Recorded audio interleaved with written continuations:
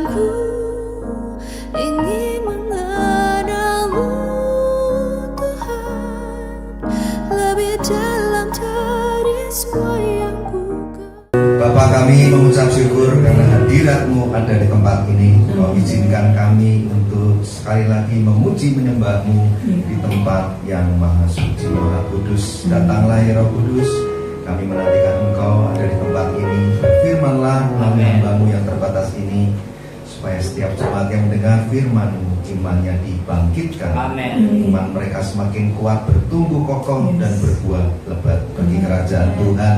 Kami mengikat mematahkan setiap kuasa kegelapan roh-roh teritori tidak punya kuasa atas rumah Tuhan di tempat ini. Semua telah dihancurkan oleh kuasa darah Tuhan Yesus. Terima kasih Tuhan Yesus, terima kasih ya Bapa, terima kasih Roh Kudus. Kami siap mendengar firman kebenaran. Yang percaya katakan amin. Puji Tuhan. Shalom Bapak Ibu Saudara yang dikasihi Tuhan. Apa kabar? Luar biasa dahsyat ya. Pertama kali saya ucapkan banyak terima kasih kepada Bapak Gembala di GPDI Immanuel Pagedangan, Bapak Pendeta Jerry Salangka. Terima kasih atas waktu dan kesempatan kami boleh melayani di tempat ini. Tadi sempat datang lebih awal untuk berbincang-bincang dan melakukan doa persiapan. Dan betul ternyata sudah sekitar 5 tahun 6 tahun yang lalu ya Bapak Pendeta ya, sebelum adanya pandemi kami pernah melayani 1 kali tempat ini. Dan puji Tuhan sekarang kita bisa berjumpa kembali dengan seluruh jemaat yang dikasihi Tuhan. Tadi waktu hadir lebih awal juga berjumpa dengan kakak dari Bapak Pendeta Jerry, yaitu Bapak Pendeta Jeremy yang kebetulan juga hadir. Tadi sempat berbincang-bincang dan mungkin sudah, mungkin tidak ada yang kebetulan ya, mungkin sudah rencana Tuhan ini ya. Kami memang sedang bergumul dan mendoakan tentang rencana pelayanan di tahun depan, khususnya pelayanan misi di luar dari Jabodetabek. Dan sepertinya ada konfirmasi tadi bahwa kita tahun depan akan melayani di daerah Lahat ya, kita di daerah Sumatera Selatan. Puji Tuhan karena memang kerinduan kami bisa melayani Tuhan dimanapun Tuhan utus kami. Kebetulan sudah melayani di beberapa provinsi ya, dari Lampung, Toraja, Makassar, Batam, Bintan, dan Jawa Tengah. Masih banyak lagi ya. Dan ini tahun depan kalau ke Sumatera Selatan kami sangat bersuka cita. Nah, berapa banyak saudara yang hadir di tempat ini yang rindu untuk mengalami perjumpaan pribadi dengan Tuhan Yesus? Boleh lambaikan tangannya. Puji Tuhan ya, tadi iman kita sudah dibangkitkan, dibangun oleh mendengar pujian penyembahan dan juga karena mendengar kesaksian hidup ya, dari Pak Hasan dan Lena tadi.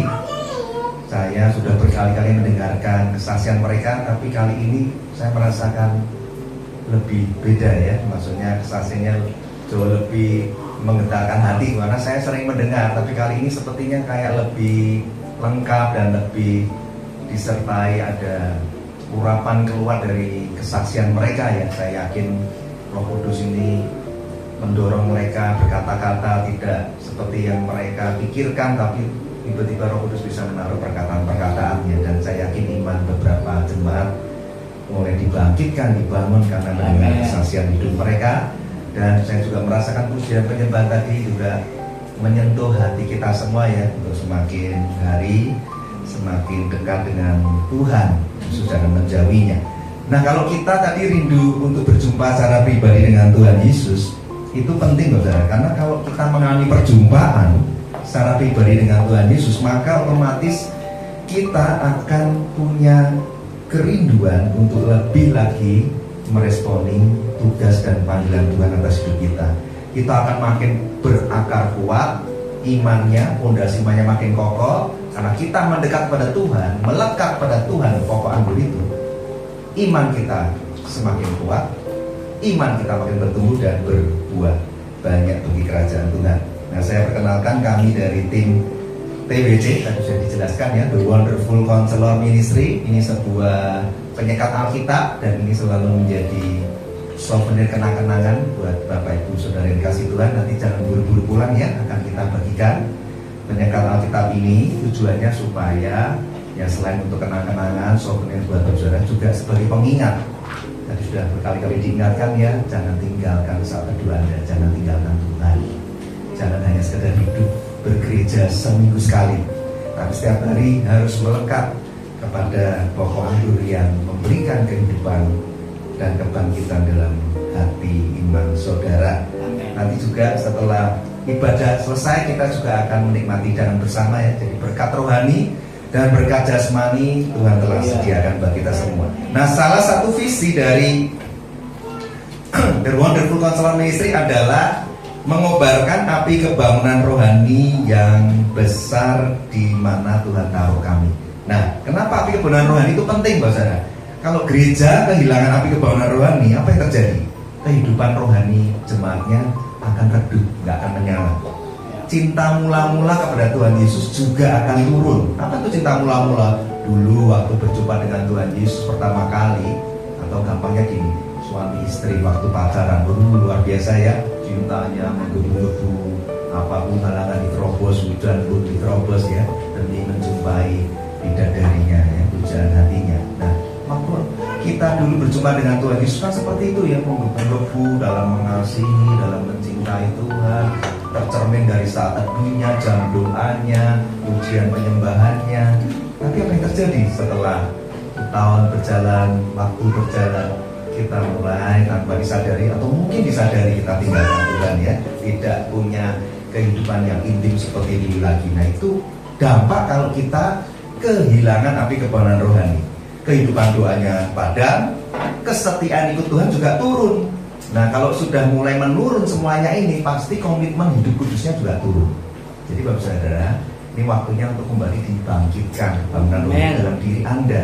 Kalau dulu kita mau kompromi dosa itu, Roh Kudus begitu gencar membuat kita deg-degan, jangan lakukan itu. Nah, karena itu mendukakan hati Tuhan. Tapi kita sudah mulai keraskan hati, kita mulai abaikan suara Roh Kudus yang terus memanggil kita untuk bertobat. Nah, itu ciri-ciri orang yang kebangunan rohaninya mulai memudar. Dan lebih parah lagi apa? Nggak punya kerinduan bersaksi dan memberitakan Injil. Kalau tadi Pak Juan bilang kami rindu memberitakan Injil sampai pelosok-pelosok bahkan ke ujung bumi. Kemudian tadi kita semua berkata amin. Nah, kalau orang kehilangan api kebangunan rohani, buru-buru sampai ke pelosok ke ujung bumi, sekitarnya pun dia nggak akan peduli, baik itu istrinya, anaknya, saudaranya, tidak akan ada kerinduan untuk memberitakan Injil. Kenapa ya? Karena dia sendiri juga sedang mengalami defisit cinta, defisit kebangunan rohani dalam dirinya. Dia aja perlu dibangun. Bagaimana dia punya kerinduan untuk membangun orang lain. Ya, jadi Bapak Saudara, dengan kerendahan hati coba saya bertanya ya, nggak perlu malu karena semua kan menghadapnya ke depan ya. Jadi nggak perlu juga tengok kanan kiri. Jujur di hadapan Tuhan, siapa yang setiap hari masih membangun saat teduh intim dengan Tuhan minimal 1 hari 1 jam, boleh angkat tangan setiap hari. Nah, puji Tuhan ya, ini jemaatnya jujur semua. Jadi sedikit yang mengangkat tangan mungkin karena pertanyaannya kurang bisa dimengerti ya. Mungkin saya harus pakai bahasa Inggris atau bahasa Manado ya. Tadi Bapak kita jadi bilang, Pak, udah apa ya Pak ya? Saya juga sedang mencerna itu ya, ini apa gitu ya. Nah, Bapak Saudara, karena sedikit yang angkat tangan itu jujur banget. Yang lebih baik orang jujur karena disayang Tuhan ya, Saudara ya. Jadi yang penting Anda sudah mendengar bahwa pentingnya saat teduh dan mari dibangkitkan kembali ya. Jangan tinggalkan Tuhan dalam setiap hari Anda. Nah, saya juga menghimbau Bapak Saudara untuk yang punya sosial media, pasti punya lah sekarang yang senior sama yang junior, apalagi yang remaja itu pasti punya sosmed gitu ya. Semua sosmed diikuti mungkin ya, mau Instagram dan lain-lain gitu ya. Nanti Anda bisa buka di channel YouTube kami yang tinggal diketik aja TBC Ministry. Nah, di situ ada seri khotbah pengajaran dan penginjilan yang sangat penting, Bapak Saudara. Kenapa saya katakan sangat penting? Karena sekarang di YouTube itu banyak sekali berseliweran khotbah-khotbah hamba-hamba Tuhan yang kalau Anda tidak tahu latar belakangnya, sembarang Anda dengarkan, ternyata kalau itu sesat, wah Anda bisa terseret.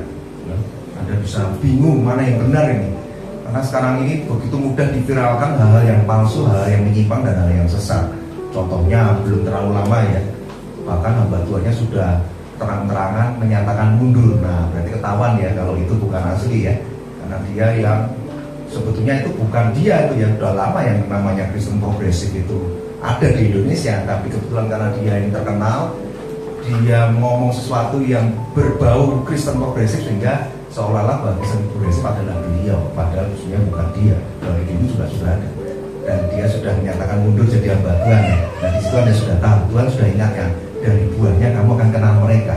Nah kalau kita nggak belajar sungguh-sungguh, kita bisa tersesat. Seolah-olah bahwa Kristen progresif itu benar, seolah-olah nggak perlu beriman sungguh-sungguh pada Tuhan Yesus, kita pasti masuk surga. Masa Tuhan akan melempar orang yang sebegitu baik, orang yang sebegitu mulia ke neraka? Nah kita jadi goyah. Sehingga apa? Iman kita nggak lagi melihat pada salib Kristus. Yang penting kita jadi orang baik lah. Semua agama sama, membawa kita ke surga. Nah sudah makin bingung ya. Hati-hati, maka nanti Anda bisa dengarkan di TWC Ministry itu beberapa khotbah ya, seperti judulnya Dosakah Aku Bila Tidak Memberitakan Injil. Itu penting ya, karena saya yakin banyak gereja Tuhan dan jemaat Tuhan yang kurang begitu mengerti. Maksud sih memberitakan Injil itu kalau nggak dilakukan dosa. Nah, Anda perlu dengarkan dan belajar ya, karena ini perintah Tuhan. Nah kalau perintah ya berarti harus dikerjakan. Bagaimana saya tidak lakukan? Nah Anda di situ akan belajar detail arti dari dosakah aku belajar memberitakan Injil. Kemudian ada tetelestai, misi Tuhan di kayu salib dengan cinta yang tidak terbatas gitu ya. Terus seringkali kan kita tahunya, ya Pak, tetelestai itu Tuhan Yesus di kayu salib berseru sudah selesai. Ya sudah, terima kasih ya Tuhan, terima kasih banget karena Kau telah menyelesaikan misi sehingga kami boleh menerima anugerah keselamatan dengan cuma-cuma, bukan dengan barang fana, bukan dengan emas perak, tapi dengan pengorbanan Yesus di kayu salib. Ya kita cuma terima bagian enaknya anugerahnya. Tapi tahukah Anda bahwa tetelestai itu adalah sebuah misi dari Bapa kepada Yesus diselesaikan dengan sempurna. Maka beliau berseru sudah selesai. Tapi sudah selesai dari Yesus kepada Anda, pengikutnya, muridnya, orang-orang percaya. Itu ada misi yang harus Anda lanjutkan. Makanya setelah beliau naik ke surga, Tuhan Yesus memberikan apa? Sebelum beliau naik ke surga, memberikan amalan agung. Nah, Anda perlu juga belajar supaya nggak hanya menerima pengajaran yang kurang lengkap, sehingga buat kita nggak bergerak kan? Kekristenan kenapa nggak bergerak? Kenapa nggak peduli bersaksi dan beritakan Injil? Karena pengajarannya nggak lengkap disampaikan, atau mungkin tidak, kurang mengerti atau kurang peduli untuk menyampaikannya. Jadi banyak orang percaya yang tidak bersaksi dan tidak beritakan Injil. Kemudian ada seri khotbah yang judulnya Dikaios Katalepo Ermos. Ini orang benar ditinggal Tuhan di padang gurun. Anda tahu ya, ada 100 domba, 1 hilang, 99 ditinggalkan di padang gurun demi mencari satu yang terhilang dan tersesat. Ini hati Bapa, hati gembala cari domba yang terhilang dan tersesat. Tapi yang aneh, kenapa yang 99 domba yang gambaran orang benar itu ditinggalnya di padang gurun? Nah Anda kan harus mengerti ini. Loh katanya Mazmur 23, Tuhan adalah gembalaku, Tuhan membaringkanku di padang rumput yang hijau. Betul nggak? Domba dibaringkan di padang rumput, bukan ditinggal di padang gurun. Kenapa 99 domba gambaran orang benar ditinggal di padang gurun? Anda perlu belajar supaya mengerti hati Tuhan Yesus itu. Ya, karena dikatakan apa? Tuhan Yesus datang untuk mencari dan menyelamatkan yang terhilang. Jadi Tuhan itu ada kegelisahan yang begitu hebat melihat murid-muridnya yang nggak pernah punya hati belas kasihan akan jiwa yang terhilang. Jadi Tuhan meninggalkan mereka di padang gurun. Ada tujuannya dan Anda perlu belajar. Bukan untuk dihukum, tetapi untuk murid-muridnya ini mengerti dan belajar kenapa di padang gurun. Kemudian ada judul khotbah Epi Kemai Ananke Hinggaliso. Itu Rasul Paulus berseru seperti ini di 1 Korintus 9 ayat 16, memberitakan Injil adalah satu keharusan bagiku. Wah keren ya. Anda jangan berpikir dulu, kan Rasul Pak, wajarlah, namanya juga Rasul. Kami kan jemaat biasa. Jangan lupa saudara, Paulus itu dulunya, Saulus itu juga orang yang lebih jahat daripada kita, pembunuh pengikut Tuhan. Itu luar biasa jahatnya. Dulu orang biasa juga. Tapi ketika berjumpa dengan Tuhan Yesus akan terjadi dalam perjalanan yang menuju ke Damsik, berjumpa dengan Tuhan Yesus ada sinar terang yang menyinari dirinya sehingga matanya buta, dan dia mendengar, Saulus, Saulus, kenapa engkau menganiaya aku? Yang anehnya begini, Saulus itu dalam perjalanan ke Damsik kan nggak sendiri, ada pengikutnya juga, tiga-tiganya, bukan tiga-tiganya, mungkin lebih dari 3 orang itu di situ, segerombolan itu mendengar suara yang sama. Mendengar suara dari langit, dari surga yang berkata, Saulus, Saulus, kenapa kau menganiaya aku? Tetapi yang melihat sinar kemuliaan Bapa hanya Saulus dan yang buta hanya Saulus. Ternyata Saulus orang pilihan Tuhan.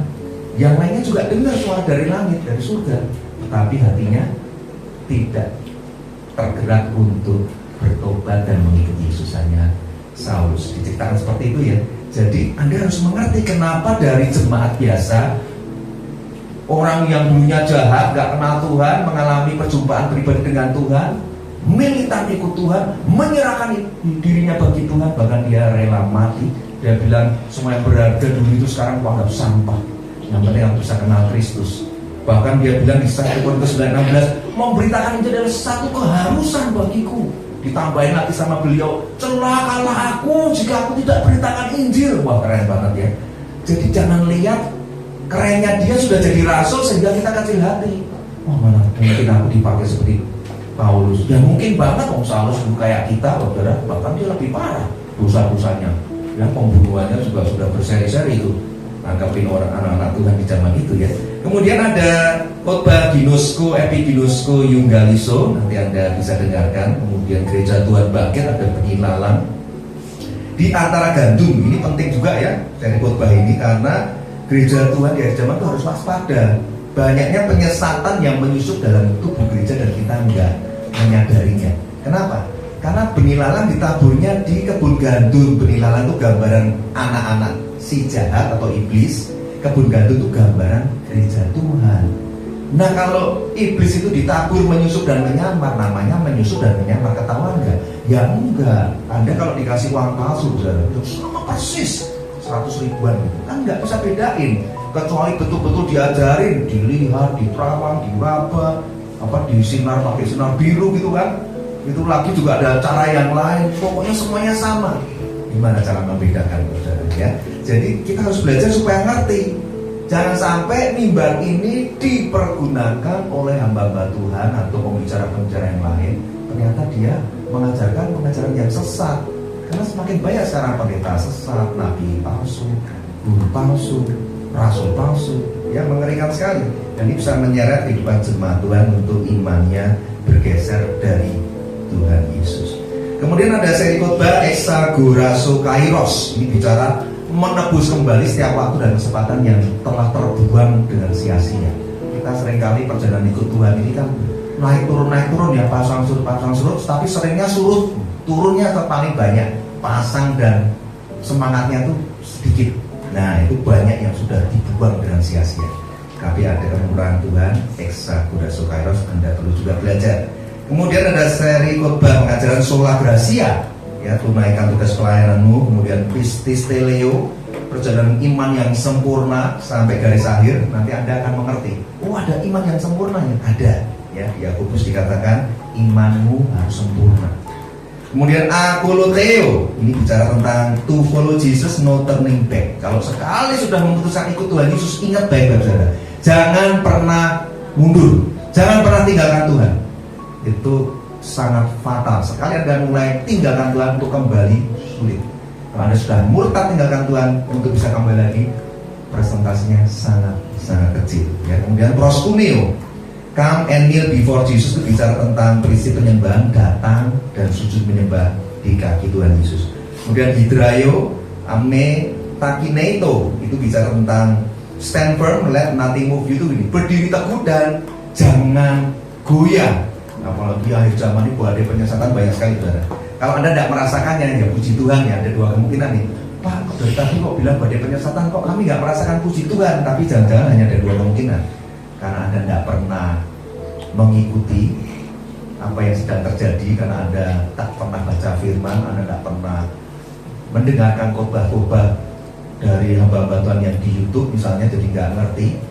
Atau mungkin Anda memang tidak peduli tentang adanya penyesatan itu, dan Anda mungkin jangan-jangan sedang tersesat dan sedang berkumpul di tempat ini ya. Jadi hati-hati, saudara. Maka Anda perlu tetap berdiri teguh dan jangan goyah. Kemudian blepo ako, itu tentang dengarkan firman Tuhan dengan baik. Therefore consider carefully how you listen the word of God. Ternyata dalam kita mendengarkan firman Tuhan itu ada prinsipnya. Dengarkan firman Tuhan itu memperhatikan pengajaran firman Tuhan, mempelajari firman Tuhan, mencari tahu soal pengajaran firman. Nah itu nanti Anda perlu dengarkan juga. Dan yang terakhir kemarin sekitar 1-2 minggu yang lalu kami khotbahkan tentang Budore Zao. Ini semua bahasa Yunani ya, karena Alkitab Perjanjian Baru ditulis dalam bahasa Yunani. Itu tentang menerima air hidup dan menjadi mata air kehidupan. Nah ini prinsip seorang perempuan Samaria yang pada pagi hari ini kita akan bahas juga. Ini khotbah seri yang ke-1 tentang menerima air hidup dan menjadi mata air hidup. Kemudian yang di pagi hari di tempat ini di GBD Immanuel kita akan seri 2-nya. Jadi Anda harus dengarkan supaya lebih lengkap pengetahuan dari pengajaran firman Tuhan ini. Intinya begini, perempuan Samaria ketika berjumpa dengan Tuhan Yesus hendak menimba air di sumur Yakub. Ketemu Tuhan Yesus karena memang Tuhan Yesus sengaja harus melewati Samaria. Di Yohanes pasal 4 ayat yang keempat, multimedia kalau bisa bergerak cepat langsung dimunculkan ya, dikatakan apa? Yesus memang harus melewati Samaria karena hanya untuk menjumpai satu orang perempuan Samaria yang berdosa, yang banyak beban dosanya. Kan? Kenapa tahu beban dosanya banyak? Karena Tuhan sudah menyingkapkannya ketika Samaria perempuan ini bilang apa? Tuhan beri aku air hidup supaya nggak haus lagi. Tuhan bilang, panggil sini suamimu. Aku nggak punya suami. Kamu berkata benar, kamu berkata jujur. Karena kamu sudah punya 5 suami dan semuanya bukan suami. Terungkap semua, tidak bisa disembunyikan. Tapi yang menarik apa? Semua orang berdosa kalau berjumpa dengan Tuhan Yesus, sesuatu pasti terjadi. Perjumpaan pribadi dengan Tuhan Yesus pasti mengubah hidup seseorang.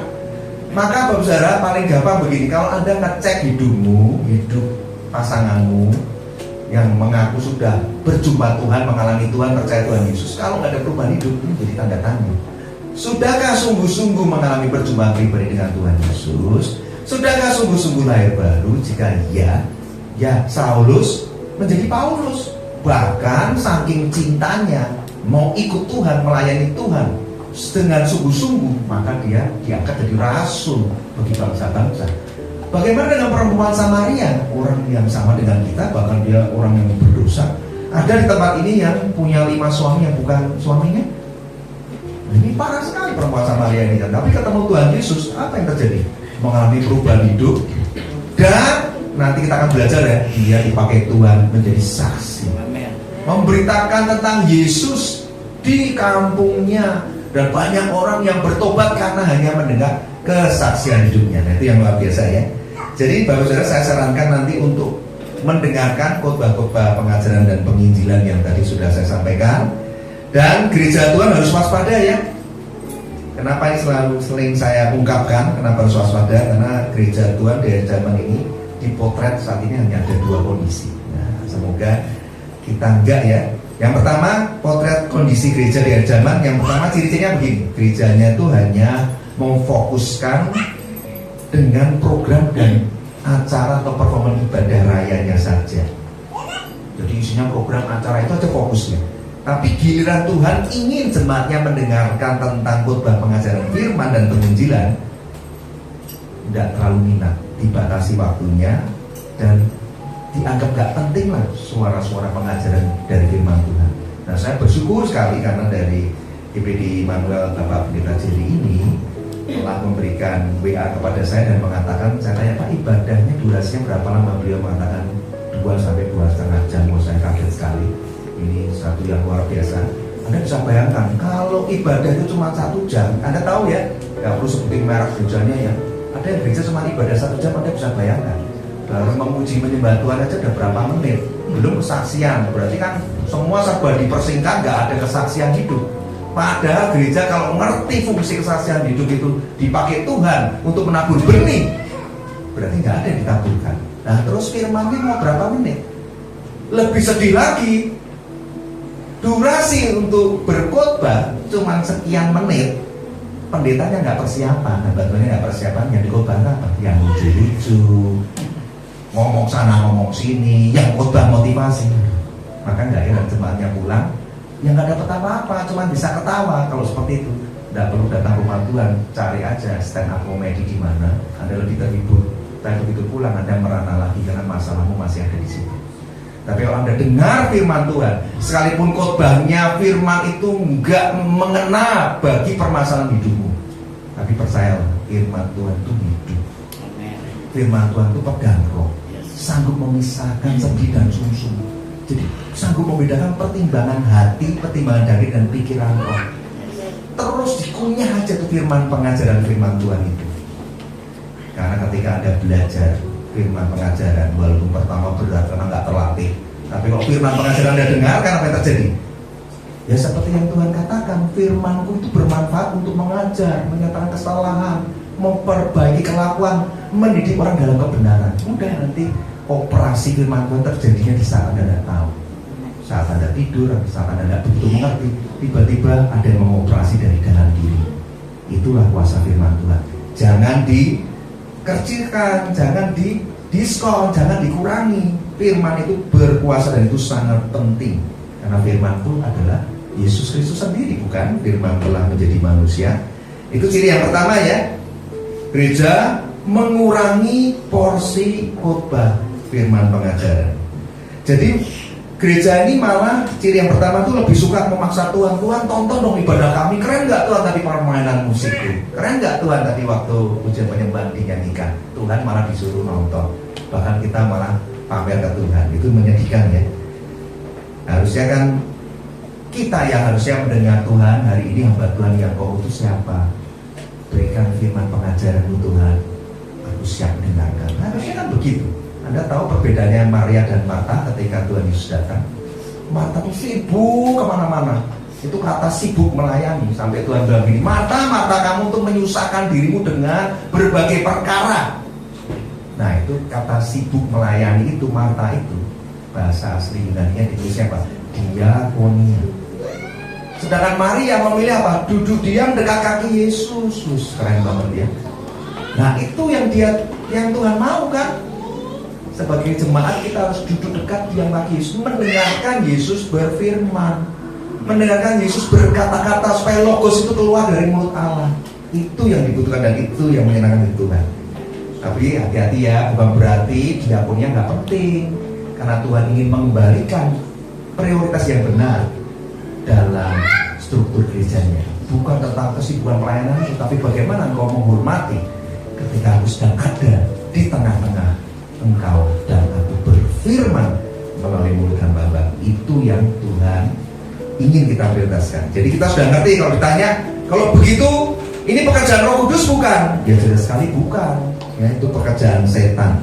Kenapa? Karena setan itu ingin supaya di akhir zaman gereja itu tidak pernah punya kondisi tanah hati yang baik, tidak akan pernah mengerti tentang tugas dan panggilan atas hidupnya. Itu memang tujuannya setan begitu ya. Supaya iman orang percaya tidak pernah berakar kuat, tidak bertumbuh kokoh dan tidak berbuah banyak bagi Tuhan. Dan supaya banyak iman orang percaya gugur dalam perjalanan iman mengikut Yesus, tidak sampai dari salib. Tadi sebelum perjalanan ke sini saya sudah sempat kasih info ke teman-teman karena beberapa tahun yang lalu pelayanan di Yogyakarta, ya saya nggak perlu sebutkan merek gerejanya karena ini ada satu etika ya. Jadi dalam satu KKR anak-anak kecil gitu, begitu banyak, ada 2-3 anak yang sangat menonjol dan sangat mengalami zaman Roh Kudus gitu. Saya sendiri aja terharu dan saya berkata ini orang tuanya pasti senang, pasti bangga lah. Anak masih kecil, SD sudah mengalami Tuhan, bisa nangis, bisa kesaksian, waduh luar biasa. Tapi apa yang terjadi? Belum lama ini saya dapat kabar orang tuanya, padahal juga melayani di gereja tersebut, orang tuanya sudah tinggalkan Tuhan, ikut suaminya masuk dalam aliran apa itu bahasanya ya seperti paranormal atau dukun, mengajar ilmu-ilmu yang lain, dan anaknya pun sudah dilarang ke gereja dan saya dikirimin fotonya sudah di rupiah gitu ya. Wah ngeri sekali ya, saya sangat sedih sekali. Saya bilang wow Tuhan, ini peperangannya di zaman ini makin sengit. Kalau kita nggak sungguh-sungguh kita akan mudah terseret dalam arus kesesatan. Kemudian ciri gereja kedua di akhir zaman yang harus waspadai apa? Gereja tidak lagi mau dan tidak lagi suka mendengarkan khotbah pengajaran yang menemplak mereka akan dosa dan pertobatan. Jadi kalau ada hamba Tuhan yang khotbah di gereja tersebut yang mengingatkan pentingnya pertobatan, adanya penghukuman dan murka Allah, itu jemaatnya akan marah dan akan berkata, Pak besok lagi jangan diundang Pak, itu khotbahnya nggak enak didengerin. Ya kami pernah main satu gereja besar cabangnya ada di Cibubur. Waktu waktu khotbah yang sangat keras selesai, jemaatnya waktu ditanya tentang tolong dong beri kesaksian apa yang dialami, dia bilang begini, ya khotbahnya sih oke lah, cuma kalau bisa ditambahin lah, jangan tegang-tegang begitu, yang lucu-lucu gitu loh biar seger gitu. Saya kaget juga. Waduh, ini jemaatnya nggak pernah dengar khotbah yang keras, jadi dengar khotbah keras dia nggak tahan, pantatnya panas. Jadi kalau mereka diingatkan adanya penghukuman dan murka Allah, mereka akan marah. Dan dampaknya apa kalau marah? Ya mereka akan dengan mudah pindah gereja. Udahlah, nggak cocok buat gereja itu, ngikutin dosa melulu, pindah gereja. Dan mereka tidak menyukai khotbah yang keras dan menemplak dosa. Nah ini sudah terjadi Bapak Saudara ya. Di 2 Timotius 4 ayat 3 dikatakan begini, karena akan datang waktunya orang tidak dapat lagi menerima ajaran sehat. Mereka akan mengumpulkan guru-guru menurut kehendaknya untuk memuaskan keinginan telinganya. Mereka akan memalingkan telinganya dari kebenaran dan membukanya bagi dongeng. Ngeri ya. Nah, gereja tipe kedua ini juga pasti akan mudah terseret dan kompromi dengan penyesatan, arus penyesatan. Kenapa? Selain ajaran sesat, sekarang ini sudah banyak sekali disusupi dengan apa? Yesus yang lain, roh yang lain, Injil yang lain. Anda mau tahu Galatia 1 ayat 6 sampai 9 itu sudah diingatkan oleh Rasul Paulus. Hanya ada satu Injil Kristus yang sejati. Galatia 1 ayat 6 begini, aku heran bahwa kamu begitu lekas berbalik daripada Dia yang oleh kasih karunia Kristus telah memanggil kamu dan mengikuti suatu Injil lain. Ada Injil yang lain, saudara. Ya, kalau kita nggak belajar gimana bedainya? Kayaknya Bapak Pendeta Jerry mengubahkan Injil kasih karunia Allah itu A, tapi kok di sana, di YouTube, di ini kok saya dengarnya B, C, D, E. Bingung karena nggak pernah belajar ya. Ayat ke-7 Galatia 1, yang sebenarnya bukan Injil. Hanya ada orang yang mengacaukan kamu dan bermaksud untuk memutarbalikan Injil Kristus. Tetapi sekalipun kami atau seorang malaikat dari surga yang memberitakan kepada kamu suatu Injil yang berbeda dengan Injil yang telah memberitakan kepadamu, terkutuklah dia. Seperti yang telah kami katakan dahulu, sekarang aku katakan sekali lagi. Jadi penyesatan sudah dari ribuan tahun yang lalu ya. Jika ada orang yang memberitakan kepadamu suatu Injil yang berbeda dengan apa yang telah kamu terima, terkutuklah dia. Hati-hati Tuhan. Yang memberitakan Injil lain kan dikutuk nanti sama Tuhan di penghakiman. Kalau yang memberitakan terkutuk, pengikutnya gimana? Ya ikut terkutuk. Kalau terkutuk masuk surga nggak bisa.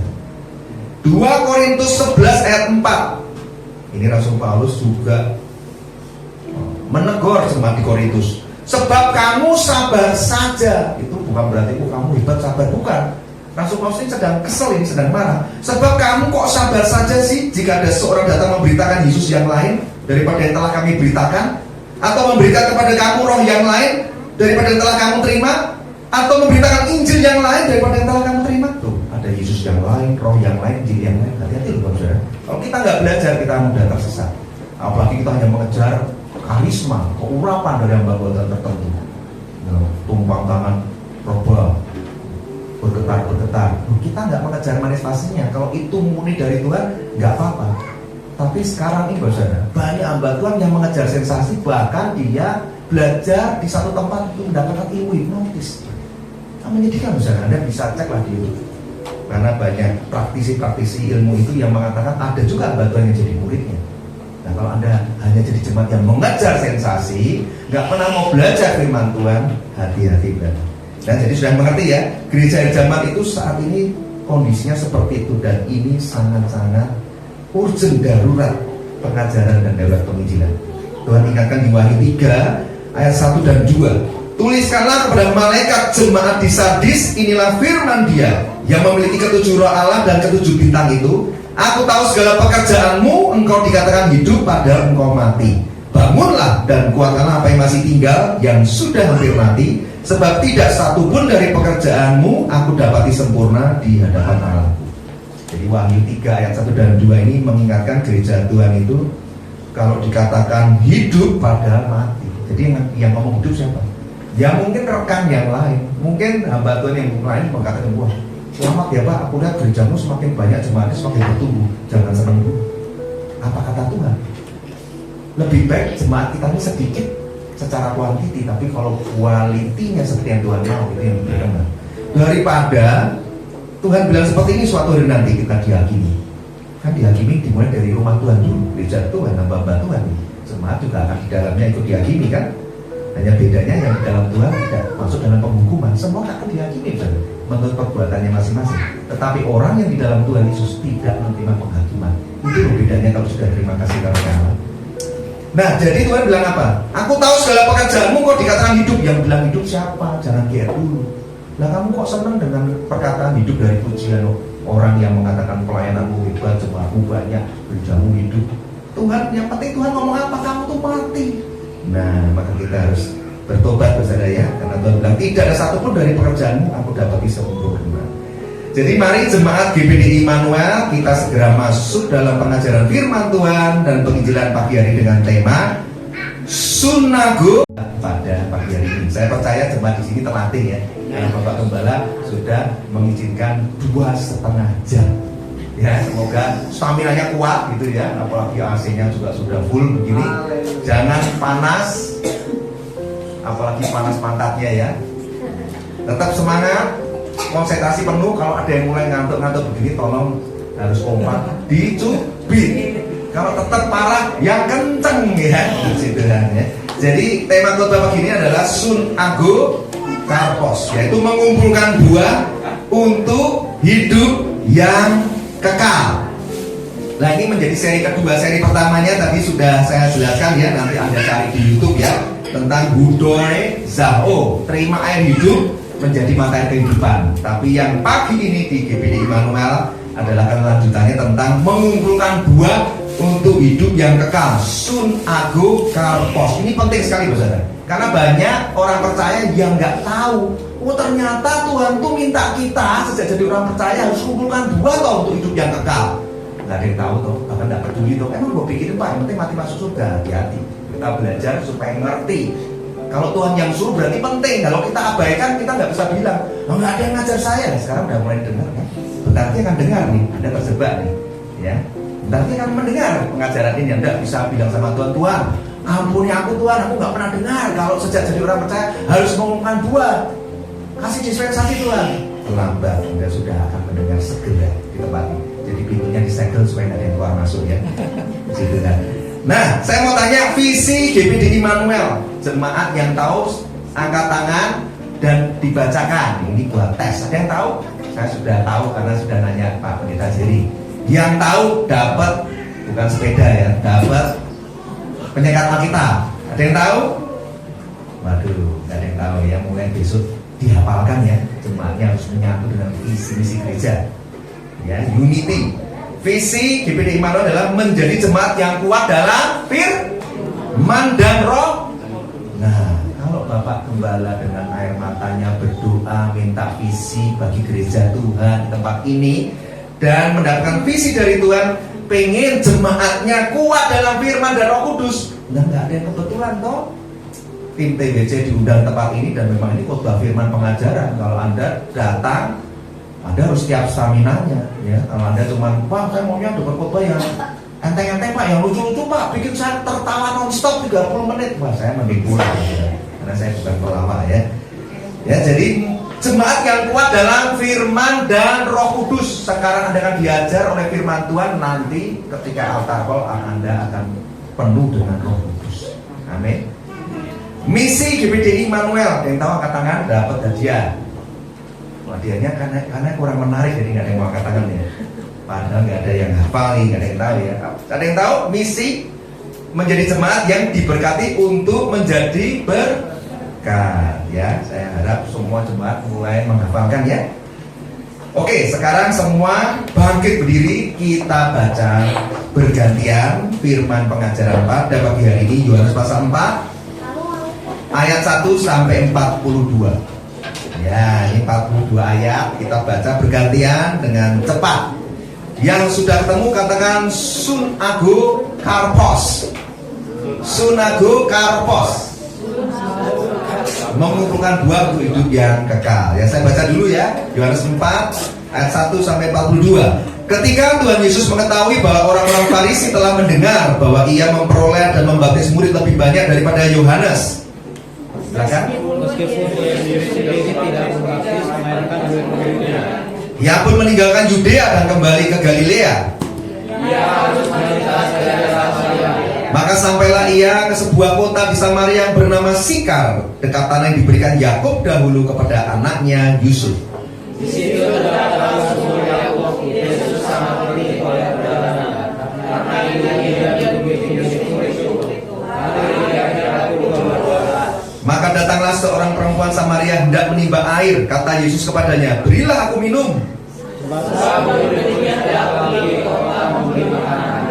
Maka kata perempuan Samaria itu kepadanya, masakan engkau seorang Yahudi minta minum kepadaku seorang Samaria? Sebab orang Yahudi tidak bergaul dengan orang Samaria. Jawab Yesus kepadanya, "Jikalau engkau tahu tentang kebenaran,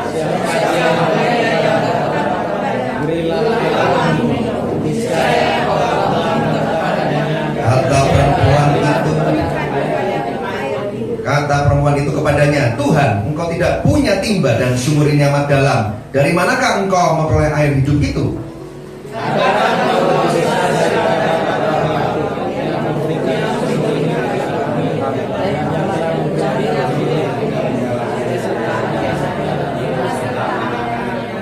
Jawab Yesus kepadanya, barang siapa minum air ini, ia akan haus lagi.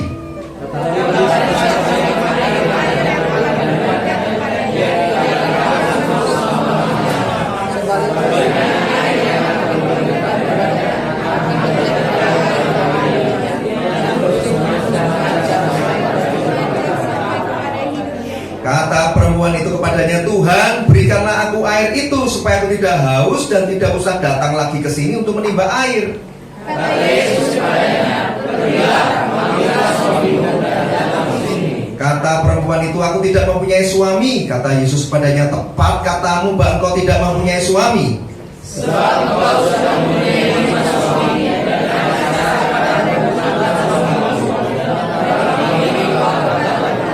Kata perempuan itu kepadanya, Tuhan, nyata sekarang padaku bahwa engkau seorang nabi.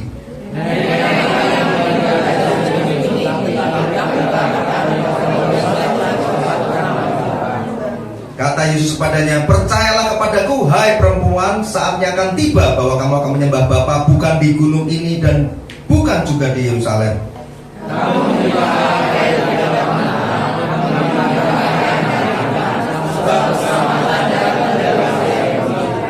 Tapi saatnya akan datang dan sudah tiba sekarang bahwa penyembah-penyembah benar akan menyembah Bapa dalam roh dan kebenaran, sebab Bapa menghendaki penyembah-penyembah demikian.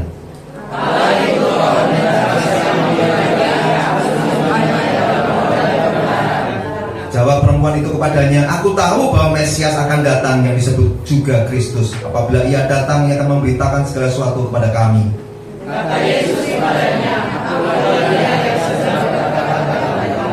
pada waktu itu datanglah murid-muridnya dan mereka heran bahwa ia sedang bercakap-cakap dengan seorang perempuan. Tetapi tidak seorang pun yang berkata, apa yang engkau kehendaki atau apa yang engkau percakapan dengan dia.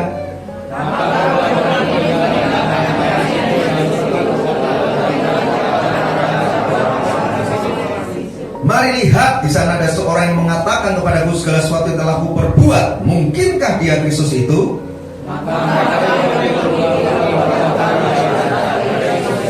Sementara itu murid-muridnya mengajak dia, katanya, Rabi, makanlah.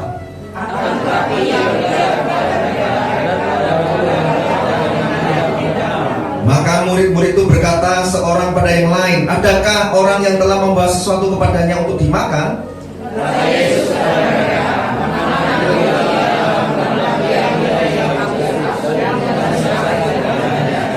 Bukankah kamu mengatakan 4 bulan lagi tibalah musim menuai? Tetapi aku berkata kepadamu, lihatlah sekelilingmu dan pandanglah ladang-ladang yang sudah menguning dan matang untuk dituai.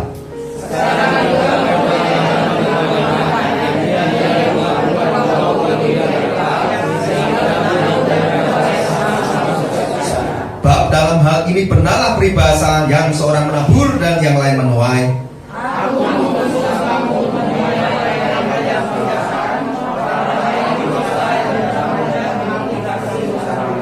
Dan banyak orang Samaria dari kota itu telah menjadi percaya kepadanya karena perkataan-perkataan perempuan itu yang bersaksi. Ia mengatakan segala sesuatu yang telah kuperbuat.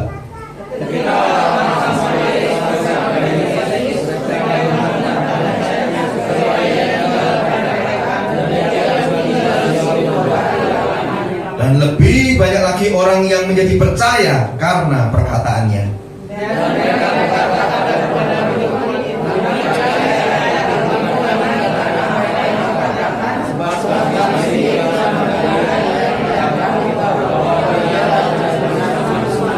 Amin. Puji Tuhan. Silakan duduk saudara. Yang berbahagia ialah yang membacakan seluruh ayat firman Tuhan, mendengarkan dan menaruh dalam hatinya dan melakukan seluruh kebenaran firman Tuhan. Nah, kita fokus pada ayat 36. Sekarang juga penuai telah menerima upahnya. Perhatikan ya. Sekarang juga penuai telah menerima upahnya, dan ia, berarti penuai ya, dan ia mengumpulkan buah untuk hidup yang kekal, sehingga penabur dan penuai sama-sama bersukacita. Nah, ini satu ayat ini sangat powerful. Jadi judul khotbah tentang mengumpulkan buah untuk hidup yang kekal itu bukan akal-akalan hamba Tuhan. Ini ada di firman Tuhan. Mengumpulkan buah untuk hidup yang kekal. Ayat 36 kalau Anda selidiki dari Alkitab versi bahasa Inggrisnya, King James Version. Bahasa Inggris saya kurang bagus ya. Kalau bisa dimunculkan bagus, kalau enggak ya saya coba ucapkan sebisa saya ya. Yohanes 4 ayat 36 dari versi King James Version dikatakan begini. And he that reapeth receive wages and gather fruit unto life eternal. That both he that sowed and he that reapeth may rejoice together. Atau bahasa Indonesia begini, kalau diterjemahkan bebas ya. Dan orang yang menuai menerima upah dan mengumpulkan buah untuk hidup yang kekal, supaya baik orang yang menabur maupun yang menuai dapat bersukacita bersama-sama. Itu King James Version. Tapi kalau Anda buka terjemahan yang NIV, New International Version, dikatakan begini. Even now the reaper draws his wages, even now he harvests the crop for eternal life, so that the sower and the reaper may be glad together. Atau terjemahan sehari-harinya begini. Bahkan sekarang penuai mengambil upahnya. Bahkan sekarang ia menuai hasilnya untuk hidup yang kekal, supaya penabur dan penuai bergembira bersama. Nah, Anda perhatikan terjemahan Alkitab Lembaga Alkitab Indonesia yang ada di Alkitab Anda itu kan ditulisnya mengumpulkan buah untuk hidup yang kekal. Sedangkan versi King James Version-nya ditulisnya begini, gather fruit unto life eternal. Versi NIV-nya harvest the crop for eternal life. Nah, semua terjemahan ini saudara, kalau Anda mau belajar sungguh-sungguh, itu berasal dari dua suku kata dalam Alkitab bahasa Yunani. Kalau Anda mau belajar sungguh-sungguh, Alkitab bahasa Yunani itu kaya sekali dengan arti makna yang sangat luas. Kalau orang belajar Alkitab, belajar teologi, dia akan mengerti hal ini. Nah, berasal dari dua suku kata. Gak apa-apa, Anda nggak usah belajar teologi, nggak usah sekolah Alkitab, tapi dalam khotbah firman pengajaran ini Anda sudah diajar ya. Berasal dari dua suku kata yang disebut dengan istilah sunago karpos. Jadi sunago itu artinya apa? Mengumpulkan, untuk mengumpulkan, kumpulkanlah, mengumpulkan bekal, itu sunago. Jadi kalau Alkitab Lembaga Alkitab Indonesia menerjemahkan mengumpulkan sudah benar ya. Kemudian mengumpulkan buah untuk hidup yang kekal, sunago. Yang kedua kata karpos. Karpos itu arti lengkapnya yang sesungguhnya adalah buah dari pepohonan, buah dari kerja atau perbuatan. Nah, yang ketiga ini yang keren, saya sampai terus terang sangat bersukacita dan terharu karena arti karpos yang ketiga ini dari istilah dari Yunaninya, terjemahan yang ketiga begini.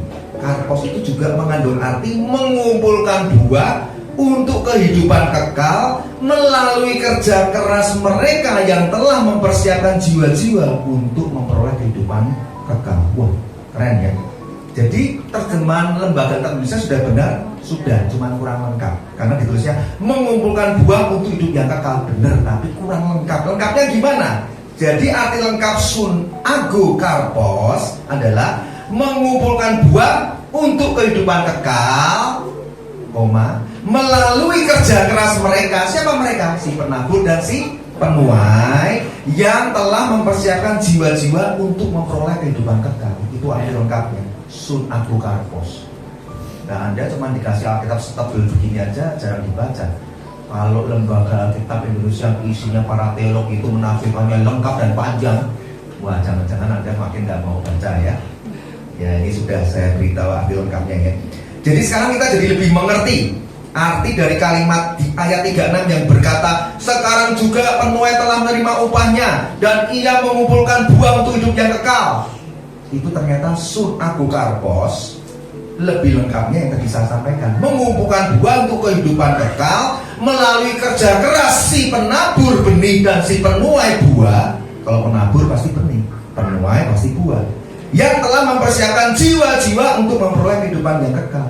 Jadi kalau Anda ditanya, bagaimana caranya orang percaya mengumpulkan buah untuk hidup yang kekal, sudah dibocorin dari arti sun apokarpos tadi, yaitu apa? Yang melalui kerja keras si penabur dan si penuai, yang mempersiapkan jiwa-jiwa untuk memperoleh kehidupan kekal. Nah, mengapa hal mengumpulkan buah untuk hidup yang kekal merupakan hal yang sangat penting dan sangat serius? Nah, ini orang percaya harus belajar sungguh-sungguh ya. Mengapa hal mengumpulkan buah untuk hidup yang kekal merupakan hal yang sangat penting dan sangat serius? Yang pertama, karena sebagai orang percaya kita akan dikenal dari buah yang kita hasilkan. Itu yang pertama. Yang kedua, dari buah ini orang percaya yang sejati dikenal Tuhan. Apabila kita sudah mengaku jadi orang percaya yang sejati, sudah lahir baru, sudah terima kasih karunia Allah, maka kita pasti menghasilkan buah untuk hidup yang kekal. Ini sudah paten. Ada yang mulai cek ya, waduh Pak, saya kok baru ngerti dan saya nggak pernah, karena nggak pernah tahu ya, saya nggak pernah menghasilkan buah. Ya nggak apa-apa, sekarang kan tahu dan bertobat ya. Rendah hati di depan Tuhan lebih Tuhan sayangi daripada kita keraskan hati dan nggak mau belajar. Atau kalau Anda menyadari, Pak, jangan-jangan aku belum lahir baru, ya nggak apa-apa, rendah hati, nanti didoakan ya untuk mengalami kelahiran baru. Wah, aku nggak ngerti kasih karunia Allah itu apa ya, nanti dijelaskan.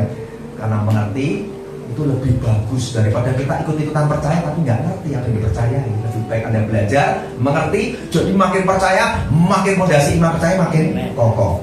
Nah, kenapa kok dikatakan kita dikenal dari buah yang kita hasilkan, dan dari buah ini kita dikenal Tuhan? Nah, keluarkan Matius 7 ayat 15 sampai 23. Ini dasar firman-Nya. Matius 7 ayat 15 sampai 23, saya bacakan ya. Waspadalah terhadap nabi-nabi palsu yang datang kepadamu dengan menyamar seperti domba. Namanya menyamar, kalau jadi serigala ya ketahuan ya. Tetapi sesungguhnya mereka adalah serigala yang buas. Ayat 16. Dari buahnya lah, buah ini sama persis dengan ayat 36 tadi. Buah karpos, ini juga sama nih. Dari buahnya lah, ini buah ini adalah karpos juga. Apa yang benar? Saya sudah belajar berhari-hari, saya siapkan barcode ini. Anda kalau punya Alkitab bahasa Yunani dicek. Kalau salah nanti saya bilang ya.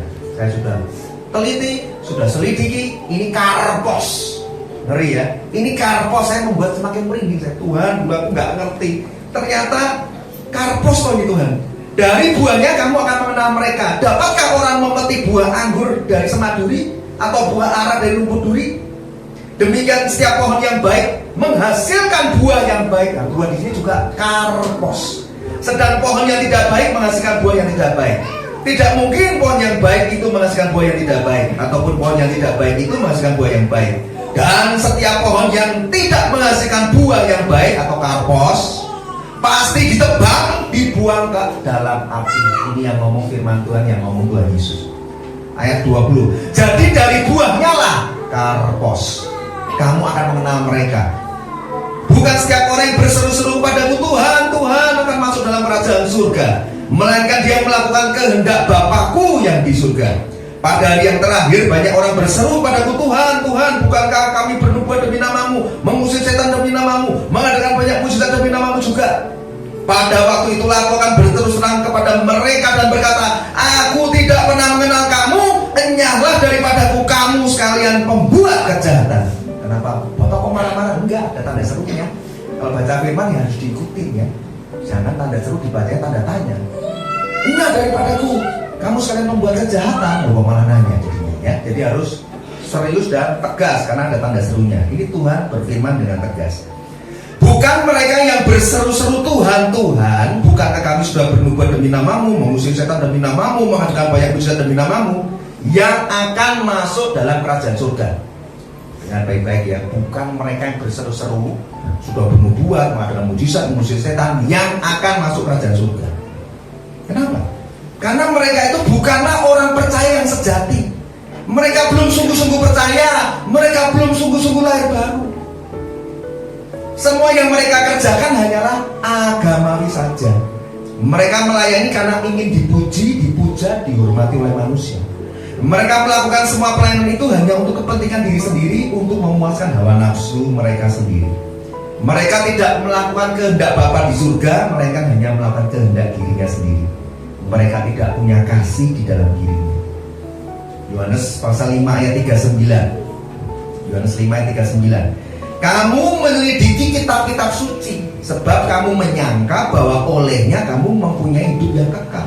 Tetapi walaupun kitab-kitab suci itu memberi kesaksian tentang aku, namun kamu tidak mau datang kepadaku untuk memperoleh hidup itu. Aku tidak memerlukan hormat dari manusia, tetapi tentang kamu memang aku tahu bahwa di dalam hatimu kamu tidak punya kasih akan Allah. Aku datang dalam nama Bapakku dan kamu tidak menerima aku. Jikalau orang lain datang atas namanya sendiri, kamu menerima dia. Bagaimanakah kamu dapat percaya kamu yang menerima hormat seorang dari yang lain, yang tidak mencari hormat yang datang dari Allah yang esa? Jadi gambarannya di Matius 7 ini adalah orang-orang munafik. Mereka mungkin mengajarkan sesuatu yang benar, masih mungkin. Mereka mungkin mengajarkan sesuatu yang benar, tapi mereka sendiri tidak melakukannya. Lebih parahnya mereka melakukan penyimpangan dan penyesatan terhadap ajarannya. Maka Tuhan bilang apa? Aku nggak pernah kenal kamu. Tadinya saya pikir begini loh. Ini kalau Anda cermati perkataan Tuhan Yesus yang marah ini. Tuhan, aku kan sudah berubah demi nama mengusir setan, mengadakan mujizat. Tuhan bilang apa? Aku pernah kenal kamu, tapi aku sekarang mengusir kamu. Nah, masih mendingan ya. Tapi Tuhan bilang apa? Aku tidak pernah. Berarti tidak pernah dikenal. Kan harusnya loh, Tuhan ini kan pernah mengusir setan loh Tuhan, mengadakan mujizat. Oh, Tuhan bilang tidak pernah kenal, tidak pernah dikenal. Bukan aku pernah kenal kamu, tapi sekarang sorry ya, kamu tuh pembuat kejahatan, kamu melakukan semua untuk kepentingan dirimu, kamu mencuri kemuliaanku. Enggak, tidak pernah dikenal. Jadi ini sangat-sangat serius nih Tuhan ini. Mereka menjadikan orang lain menjadi penganut agama mereka, bukan menjadi murid Kristus. Mereka ini menutup dan menghalangi pintu masuk kerajaan surga. Maka Tuhan marah. Tahunya dari mana? Kita bisa lihat orang-orang munafik ini digambarkan di Matius 23 ayat 13. Celakalah kamu hai ahli Taurat dan orang-orang Farisi, hai kamu orang-orang munafik, karena kamu menutup pintu-pintu kerajaan surga di depan orang, sebab kamu sendiri tidak masuk dan kamu merintangi mereka yang berusaha untuk masuk. Ayat 15. Celakalah kamu hai ahli Taurat dan orang-orang Farisi, hai kamu orang-orang munafik, sebab kamu mengarungi lautan dan menjelajahi daratan untuk mentobatkan satu orang saja menjadi penganut agamamu, dan sesudah ia bertobat kamu menjadikan dia orang neraka yang 2 kali lebih jahat daripada kamu sendiri. Itulah kenapa Tuhan Yesus marah dan tidak pernah kenal kamu. Loh Pak, tapi kok bisa bernubuat demi nama Yesus, mengadakan mujizat demi nama Yesus, kok Tuhan bilang gak kenal? Ya Anda lihat kemurahan Tuhan itu sebesar itu ya. Tuhan turunkan hujan kan buat orang Kristen dan non-Kristen kan, buat orang baik dan orang jahat kan. Itulah kasih Tuhan yang begitu besar. Demikian juga sekalipun orang-orang penyesat ini, orang-orang yang Tuhan murka dan tidak mengenal mereka ini, sengaja mau berbuat dengan mujizat pakai nama Yesus, tapi karena Tuhan melihat bukan hambanya itu yang dipakai, tapi Tuhan melihat iman orang-orang yang masih polos itu memerlukan mujizat, Tuhan tetap mengalirkan kuasanya. Anda paham nggak? Misalnya saya nih seorang batuan yang nggak benar, tapi karena Tuhan, karena nanti alkohol dan Tuhan melihat hati Anda yang polos dan Tuhan sembuhkan aku. Apalagi tadi dengar kesaksiannya Pak Hasan sama Lena, Tuhan kalau dia ditolong masuk aku enggak, Tuhan please jamah. Sekalipun saya ini hamba Tuhan yang enggak becus, yang sesat, kalau Tuhan melihat hati Anda, itu kuasanya enggak mengalir lewat saya, Tuhan langsung mengalir ke Anda yang membutuhkan. Maka Tuhan bilang, kamu tuh siapa? Pembuat kejahatan, aku enggak kenal kamu loh Tuhan. Lo orang kerasukan setan aku usir pergi loh, yang usir kan bukan kamu, yang usir kan namaku. Lo Tuhan, itu ada mujizat terjadi, orang sakit sembuh. Lo yang nyembuhin kan bukan kamu. Kamu itu siapa? Pembuat kejahatan. Ya, sudah mengerti ya. Jadi mereka itu cuma sekelompok orang yang berseru-seru Tuhan, Tuhan, yang mengklaim telah melakukan hal yang baik buat Tuhan, adalah pembuat kejahatan. Mereka datang ke dalam gereja untuk menyusup dan menyamar sebagai domba, padahal sesungguhnya mereka ini serigala yang buas. Mereka ini telah menyusup dan menyamar dalam gereja untuk memberitakan Injil yang lain, Yesus yang lain, roh yang lain, pengajaran sesat. Ya, semuanya itu sulit dibedakan mana yang asli dan yang palsu, karena semuanya dibuat menyerupai dengan aslinya. Dengan tujuan apa? Yang menyesatkan sebanyak-banyaknya orang-orang percaya. Jadi orang percaya yang melakukan kehendak Bapa di surga yang akan masuk dalam kerajaan surga. Ini disebut apa? Sun agu karpos. Saya ulangi ya. Jadi orang percaya yang melakukan kehendak Bapa di surga yang akan masuk dalam kerajaan surga. Yang disebut sun agu karpos, yaitu apa? Mengumpulkan buah untuk hidup yang kekal melalui kerja keras si penabur dan si penuai yang telah mempersiapkan jiwa-jiwa untuk juga memperoleh hidup yang kekal. Matius 7 ayat 21 tadi sudah kita baca ya. Bukan orang yang berseru Tuhan, Tuhan masuk kerajaan surga, melainkan dia yang melakukan kehendak Bapa di surga. Nah, tapi hal ini perlu saya garis bawahi, bukan berarti kita diselamatkan oleh karena perbuatan baik kita ya. Sebab kita diselamatkan hanya karena kasih karunia Allah, sola gratia. Semua hanya karena anugerahnya, semua hanya karena rahmatnya kita diselamatkan dan beroleh hidup yang kekal. Namun demikian, semua orang percaya yang sudah sungguh-sungguh menerima kasih karunia Allah, sungguh-sungguh percaya kepada Tuhan Yesus, pasti akan menghasilkan dan mengumpulkan buah bagi hidup yang kekal. Nah, sudah mulai ngerti ya? Jangan dibolak-balik ya. Oh Pak, berarti yang penting itu perbuatan baik, perbuatan pelayanan Pak, supaya masuk surga. Bukan. Tetap semua karena kasih karunia Allah, karena sola gratia. Tetapi setelah menerima sola gratia itu, anugerah Allah semata-mata itu, bukan karena perbuatan baik, bukan karena kuat gagah kita, bukan karena usaha kita. Gak ada andil manusia di dalam keselamatan kita. Semua karena kasih karunia Allah melalui iman, itu pun pemberian. Kita itu bangkrut total. Tetapi kalau kita sungguh-sungguh terima kasih karunia Allah itu, tidak mungkin kita tidak menghasilkan buah dan mengumpulkan buah untuk hidup yang kekal. Maka Tuhan tadi berkata apa? Orang percaya melakukan kehendak Bapa di surga yang akan masuk dalam kerajaan surga. Ini bukan satu paksaan, ini bukan satu dorongan, itu sudah otomatis harusnya. Oh gitu ya Pak, kalau sudah sungguh-sungguh terima kasih karunia Allah, pasti sudah ada dorongan secara otomatis, punya kerinduan untuk belajar menabur benih itu kayak apa, untuk belajar menjadi seorang penuai buah itu kayak apa. Nah, ini kita akan belajar selanjutnya ya. Nah, kalau kita nggak pernah belajar, nggak pernah tahu, bahkan nggak peduli, karena yang penting datang ke gereja, kursinya yang dingin buat dudukin kan panas, jadi sekedar hanya mau memanasi kursi-kursi gereja ya. Jadi cara orang percaya dapat mengumpulkan buah untuk hidup dan kekal, caranya gimana? Tadi sudah dijelaskan sunago karpos, melalui kerja keras mereka, baik si penabur yang menaburkan benih dan si penuai yang menuai hasil buahnya. Mereka ini telah mengumpulkan buah untuk hidup yang kekal dengan mempersiapkan jiwa-jiwa untuk memperoleh kehidupan kekal. Mengumpulkan buah untuk hidup yang kekal merupakan hal yang sangat penting. Siap tidak siap, Tuhan Yesus pasti akan datang mencari buah dalam kehidupan orang percaya. Setiap orang yang mengaku sudah menjadi orang percaya yang sejati pasti akan menghasilkan buah yang baik, pasti akan mengumpulkan buah untuk hidup yang kekal. Sebab jika tidak demikian, bisa jadi ia belum sungguh-sungguh jadi orang percaya yang sejati. Nah, ini bagus ya, membongkar fondasi iman kita. Sungguh-sungguh jadi orang Kristen sejati. Lukas 13 ayat 6 sampai 9. Nah, ini dijelaskan kenapa tadi saya mengatakan siap tidak siap, Tuhan pasti tetap akan datang mencari buah dalam kehidupan orang percaya, dalam kehidupanmu dan kehidupanku.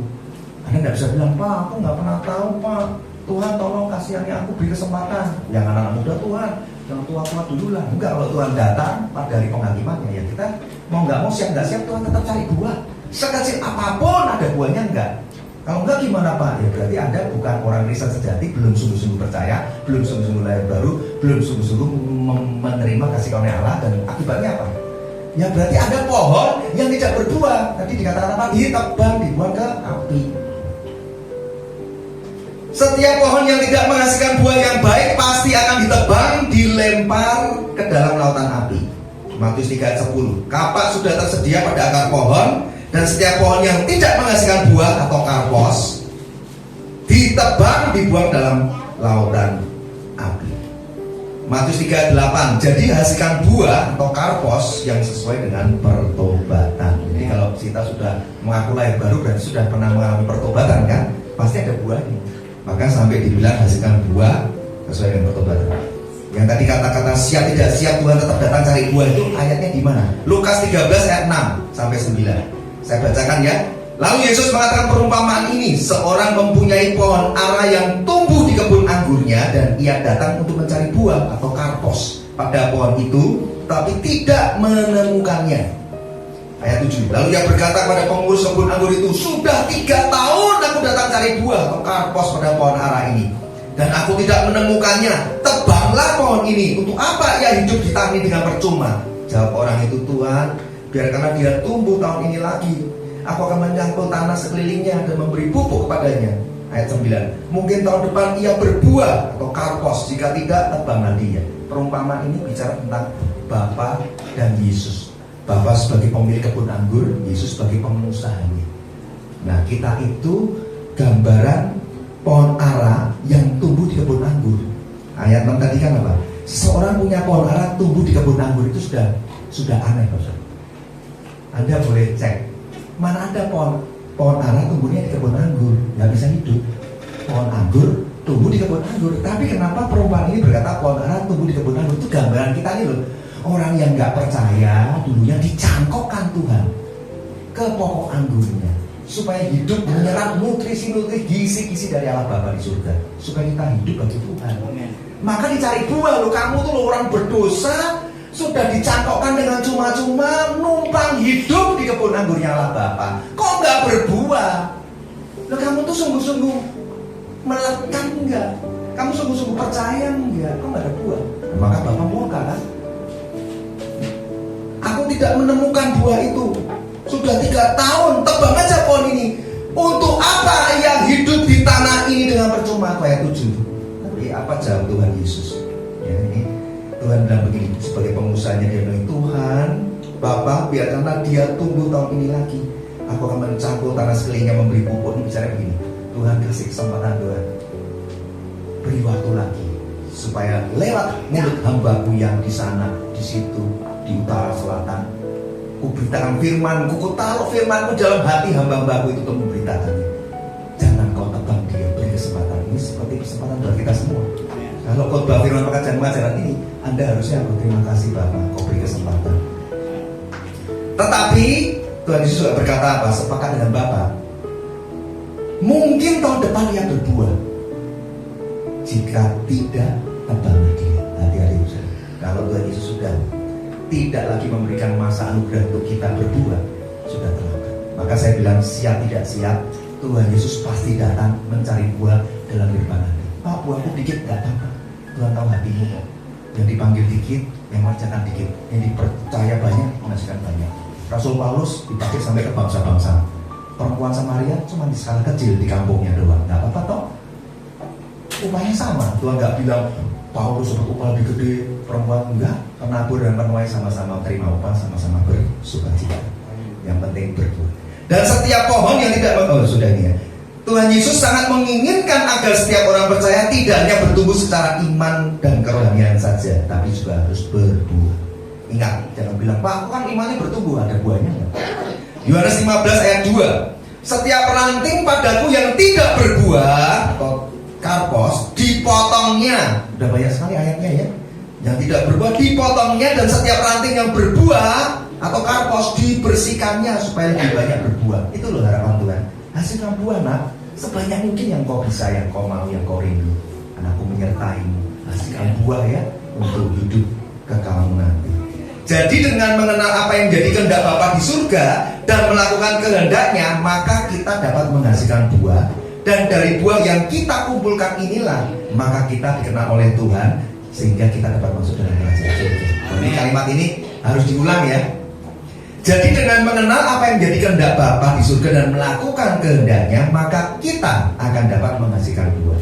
Dan dari buah yang kita kumpulkan inilah, maka kita akan dikenal oleh Tuhan dan masuk dalam kerajaan surga. Jadi kita nggak akan tertolak. Tuhan nggak akan bilang begini, kamu siapa yang enggak? Mari masuk hambaku yang setia dan bertanggung jawab. Aku memberi kepercayaan yang lebih besar lagi padamu. Jadi apa yang jadi kehendak Bapa di surga? Nah, ini mulai belajar ya lebih dalam lagi.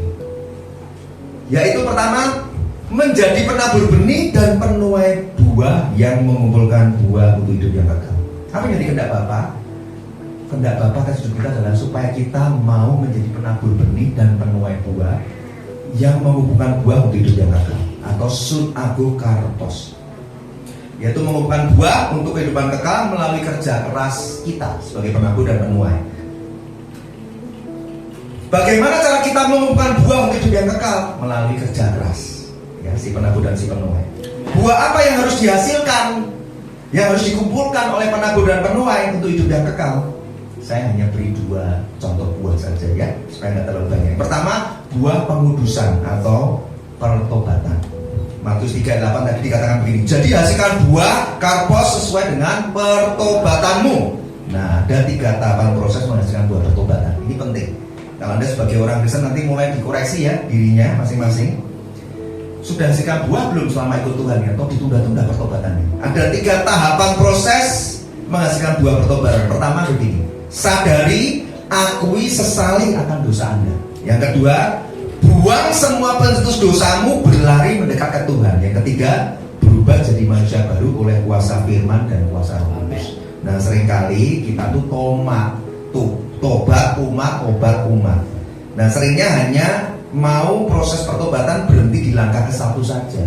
Cuma sekedar ini, nangis, menyesal, sadar, tapi nggak pernah mau meninggalkan pencetus dosanya, nggak mau meninggalkan siapa yang membuat Anda tertarik dalam dosa itu. Tidak mau berlari mendekat, cuma menyadari, menyesali, nangis, sudah itu. Makanya nggak heran. Tobat umat, tobat umat. Pertobatan yang sejati harus dilakukan setiap hari, di mana Roh Kudus di dalam hati Anda mengingatkan akan adanya dosa dan pelanggaran yang harus ditinggalkan. Nah, Anda mulai cek ya. Ini memang khotbah ini mulai nggak enak, keras ya. Anda mulai cek, apa sih berhalamu, apa dosamu? Misalnya begini, Anda tidak perlu marah dengan saya ya, karena ini firman Tuhan.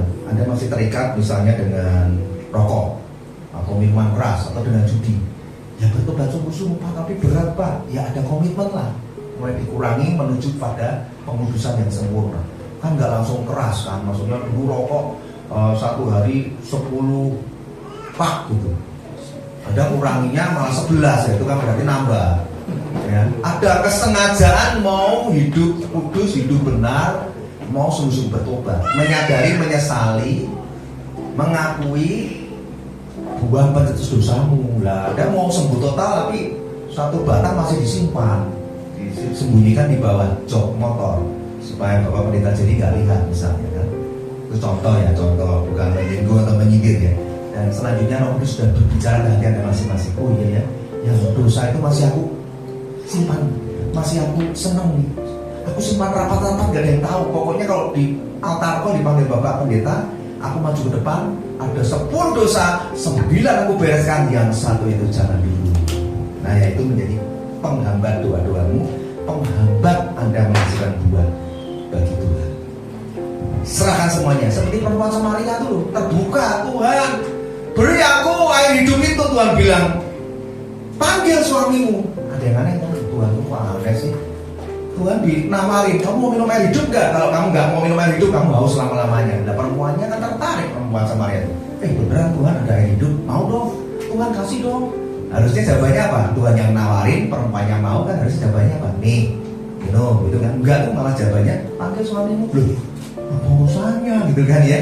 Itulah hebatnya Tuhan kan, menyelidiki sampai ke dalaman hati. Jadi Anda sepintar apapun menyembunyikan rapat-rapat dosamu, Tuhan hanya senyum karena dia tahu, dia maha tahu. Nah, perempuan ini jujur kan, ya Tuhan, aku nggak punya suami. Jujur kan, tepat kata 5 itu bukan suamimu kan? Iya Tuhan, hancur hati. Dia akui semuanya. Makanya dia mengalami air hidup dan semangat segera berlari, teriak-teriak di kampungnya. Aku ketemu Tuhan Yesus loh. Hidupku ini rasanya ada sesuatu yang berbeda. Damai sejahtera sukacita. Beban dosaku diangkat. Ini pasti Mesias. Cuma ngomong gitu, sekampung bertobat. Ya itu loh dasarnya ya. Buah pertama buah pertobatan. Yang kedua apa yang harus dihasilkan? Buah yang harus dikumpulkan untuk hidup yang kekal. Pertama buah pertobatan. Setiap hari proses pertobatannya ada 3 langkah, jangan lupa ya. Sadari, akui, sesali. Buang semua pantus dosa, berlari dekat ke Tuhan, berubah jadi manusia baru oleh kuasa firman dan kuasa Roh Kudus. Yang kedua, buah pelayanan jiwa-jiwa, yaitu membawa banyak jiwa bagi kerajaannya, mempersiapkan sebanyak-banyaknya jiwa-jiwa untuk mendapat kehidupan kekal. 1 Korintus 9 ayat 1. Bukankah aku rasul, bukankah aku orang bebas, bukankah aku telah melihat Yesus Tuhan kita? Bukankah kamu adalah buah pekerjaanku dalam Tuhan? Tuh Rasul Paulus saja tahu. Seolah-olah Rasul Paulus ngomong seperti ini kepada jemaat di Korintus. Orang-orang di Korintus, kamu semua itu buah dari pekerjaan pelayananku loh. Yang kalian semua itu bisa percaya karena aku bersaksi, karena aku beritakan Injil kasih karunia Allah, sehingga kamu sekarang sudah mendapatkan kehidupan kekal. Itu buah pelayanan jiwa-jiwa. Nah sekarang Anda renungkan, bagaimana dengan buah pertobatan dan buah pelayanan Anda, Bapak Saudara? Sudahkah Anda menabur benih, menghasilkan buah dan mengumpulkan buah bagi hidup yang kekal? Anda jawab masing-masing ya. Dikatakan bahwa penuai telah menerima upahnya, ia mengumpulkan buah untuk hidup yang kekal.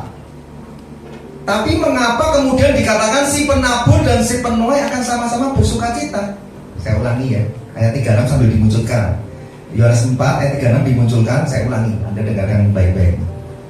Kenapa dikatakan penuai telah menerima upahnya dan penuai mengumpulkan buah untuk hidup yang kekal? Tapi kenapa kemudian dikatakan penabur dan penuai sama-sama bersukacita? Ini ada yang aneh nih. Bukankah seharusnya si penuai yang telah menuai hasil buah itu, yang seharusnya dia terima upah dong, dan yang seharusnya bersukacita yang si penuai dong? Kenapa justru penuai dan penabur kok sama-sama bersukacita ya? Ada yang tahu? Nah, ini karena prinsip kerajaan Allah itu begini. Pada saat buah berhasil dikumpulkan, si penabur benih dan si penuai buah itu akan sama-sama menerima upah yang sama dari Tuhan.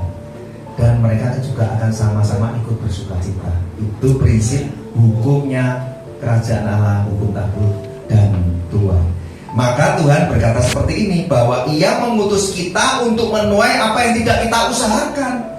Di mana orang lain yang sudah berusaha menaburkan benih, tapi kita justru yang diizinkan Tuhan untuk datang memetik hasil buah dari usaha mereka menabur benih. Misalnya Bapak menabur benih, saya tinggal datang menuai. Tapi dalam kerajaan Allah, Anda yang menabur benih dan saya yang menuai, itu sama-sama terima upah dan sama-sama bersukacita. Itulah kerajaan Allah, keadilannya seperti itu. Karena Tuhan Yesus sang empunya tuaian itu. Jadi ketaatan dan kesetiaan si penabur benih dan si penuai buah akan menerima upah yang sama, dan mereka juga akan sama-sama bersukacita. Inilah prinsip keadilan kerajaan Allah dalam hukum tabur dan tuai. Lukas 10 ayat kedua, katanya kepada mereka, tuaian memang banyak tetapi pekerjanya sedikit. Karena itu mintalah kepada Tuhan yang empunya tuaian, supaya Ia mengirimkan pekerja-pekerja untuk tuaian itu ya. Jadi ya fair-fair aja lah. Tuhan yang punya tuaian, terserah Tuhan. Mau kapan kita diizinkan menabur benih, mau kapan kita yang diizinkan menuai buah, nggak ada masalah. Sama-sama terima upah, sama-sama bersukacita. Yang celaka adalah tidak pernah menabur benih, tidak pernah menuai buah. Terus tiba-tiba nanti di hari terakhir kita seperti Matius 7, Tuhan, masa Tuhan lupa? Owe Tuhan acong. Tuhan Sitorus, Tuhan ini Joko Waluyo, masa Tuhan lupa? Kalau Tuhan bilang ini, oh iya ya, aku pernah kenal, masih mengingat. Waktu Tuhan bilang, siapa kamu? Lenyap daripada aku, pembuat kejahatan. Kaget kita. Kenapa? Karena kita nggak pernah melakukan kehendak Bapa, dan kita tidak pernah mengumpulkan buah untuk hidup yang kekal. Jadi ketaatan dan kesetiaan si penabur dalam menabur benih, dan ketaatan dan kesetiaan si penuai sama-sama bersukacita karena mereka telah sama-sama mengumpulkan buah untuk hidup yang kekal. Inilah sun agukarpos. Sudah mulai mengerti, saudara ya? Nah sekarang, benih apa Pak yang ditaburkan? Ada yang tahu? Benih firman Tuhan. Lukas 8 ayat 5-11. Tapi nanti Anda baca sendiri, saya mengejar waktu, saya baca langsung ayat yang ke-11 ya. Inilah arti perumpamaan itu. Benih itu ialah firman Allah. Ini perumpamaan tentang benih yang ditabur di tanah hati itu loh. Ada yang jatuh di pinggir jalan, di tanah berbatu, semak duri, di tanah yang baik. Benih itu bicara firman. Oh, oke Pak, saya mengerti Pak. Saya dipanggil menjadi seorang penabur benih, itu menabur firman. Nah pertanyaannya gini, gimana caranya Pak menabur benih firman? Saya kan bukan seorang pengkhotbah, saya bukan hamba Tuhan, saya bukan penginjil. Wah, alasannya banyak banget. Nah, maka kita belajar dari Rasul Paulus yang seorang jemaat bisa jadi rasul, orang biasa, dipakai Tuhan dengan luar biasa. Kita juga bisa belajar dari perempuan Samaria, orang yang banyak dosa ini juga bisa tuh menabur benih. Berarti saya sudah simpulkan ada 3 cara menabur benih. Yang pertama, melalui kesaksian hidup. Makanya pelayanan TBC ini selalu kita dorong, ayo semuanya melayani, semua harus bersaksi. Lewat pujian, mau kesaksian hidup. Karena perempuan Samaria melakukannya. Dan ketika dia bersaksi menabur benih, di Yohanes 4 ayat yang ke-39 apa yang terjadi? Banyak orang Samaria dari kota itu menjadi percaya kepadanya karena perkataan perempuan itu yang bersaksi. Wow. Jadi kesaksiannya Pak Hasan dan Lena itu akan sia-sia? Tidak. Ditabur bukan benih. Ditabur bukan benih. Nggak tahu kapan itu akan dituai buahnya. Jangan-jangan ada 1 atau 2 orang tepatnya yang sudah mulai dijamah Roh Kudus dan mulai siap untuk dituai. Atau mungkin nggak ada satupun yang terjamah. Nggak apa-apa, setialah menabur benih melalui kesaksian hidup Anda. Ketika diupload, kenapa direkam? Diupload, ditonton dari YouTube, sosial media, tiba-tiba ada orang yang mendengar kesaksian itu dan hatinya terjamah. Wow, Pak Hasan yang menabur dan lain-lain menabur, orang lain menuai buahnya. Tiba-tiba orang itu menangis dan cari gereja.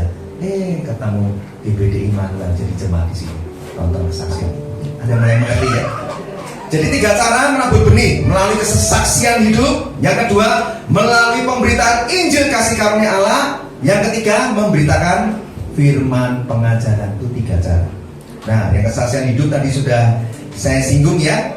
Anda tinggal mulai renungkan. Sejak jadi orang percaya, sudahkah Anda punya kerinduan ketaatan untuk menabur benih melalui kesaksian hidup Anda? Hal ini sama seperti yang dilakukan oleh perempuan Samaria yang ketika berjumpa secara pribadi dengan Tuhan Yesus, ia telah menerima air hidup menjadi mata air kehidupan melalui kesaksiannya, sehingga banyak orang di kota Samaria yang menjadi percaya pada Tuhan Yesus. Dengan demikian perempuan Samaria ini telah mengumpulkan buah untuk hidup yang kekal. Ya, jadi mulai yang, Pak, puji Tuhan, pengajaran buat saya terbuka Pak. Dulu saya rajin bersaksi Pak, tapi saya sejak kecewa dan saya izinkan kepahitan itu tinggal Pak. Saya nggak pernah bersaksi lagi. Bertobat, mulailah bersaksi bagi Tuhan. Ya, kalau bersaksi nggak perlu diajarin dong, nggak perlu pakai harus sekolah teologi ya kan, bisa mengalir saja dari apa yang kau alami bersama dengan Tuhan Yesus. Sekarang yang kedua, benih firman ditaburkan melalui pemberitaan Injil kasih karunia Allah. Nah, Anda harus ngerti, memberitakan Injil kasih karunia Allah. Berarti Anda harus tahu dulu kasih karunia Allah itu apa. Kalau enggak gimana bisa beritakan? Ini saya singkat ya. Kasih karunia Allah itu dalam bahasa Yunaninya charis. Ya, charis itu artinya apa? Ini saya lompat ya karena kejaran waktu. Charis itu artinya kehadiran dan kasih Allah melalui Yesus Kristus. Saya ulangi, charis atau kasih karunia Allah yang dalam bahasa Yunani charis itu mengandung makna lengkap adalah kehadiran dan kasih Allah Bapa melalui Yesus Kristus yang diberikan kepada orang percaya oleh Roh Kudus yang di dalamnya terdapat 3 hal. Ingat baik-baik. Ini Anda jarang dengan khotbah pengajaran ini. Di dalam kasih karunia ada 3. Yang pertama anugerah Allah, yang kedua rahmat Allah, yang ketiga kuasa Allah untuk melakukan kehendaknya. Ya, jadi rahmat dan anugerah berbeda ya. Rahmat itu belas kasihan Allah. Anugerah itu pemberian Allah untuk orang yang nggak layak terima.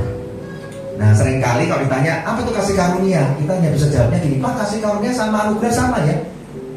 Ya nggak sama. Anugerah bagian dari kasih karunia. Oh, jangan-jangan anugerah plus rahmat ya Pak disebut kasih karunia. Iya benar, tapi nggak lengkap. Tambah 1 lagi baru lengkap, baru benar.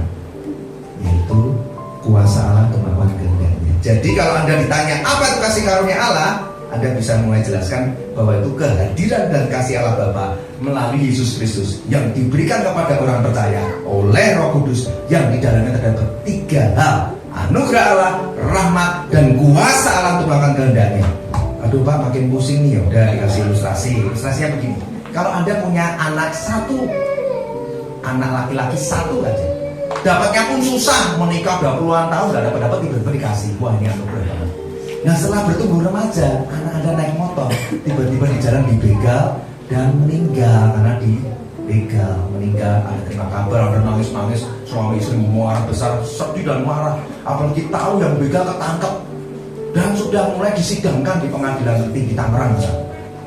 Anda datang di situ bersama suami Anda, bersama istri Anda di situ, dan hakim bilang ini keputusannya adalah kejahatan yang sangat kejam sehingga putusan hakim dihukum mati. Wah, Anda berdua berdiri bertepuk tangan, terima kasih Pak Hakim, ini keadilan, nyawa ganti nyawa, mata ganti mata, gigi mati gigi ganti gigi, itu namanya keadilan. Tapi kalau tiba-tiba Anda berdiri dan berkata, Pak Hakim, tolong Pak Hakim, saya mohon, sekalipun dia telah membunuh anakku, tapi jangan dihukum mati, tolong bebaskan. Itu namanya rahmat, belas kasihan. Si pembunuh anak Anda itu nggak layak terima belas kasihan, tapi Anda berikan, itu namanya rahmat. Terus tiba-tiba Anda nggak cukup hanya bilang seperti itu, Anda ngomong lagi, Pak Hakim, satu lagi, tolong Pak Hakim, anak ini selain dibebaskan dari hukuman mati, juga jangan dipenjara. Hari ini juga Pak Hakim, saya mohon, saya mau bawa pulang anak itu.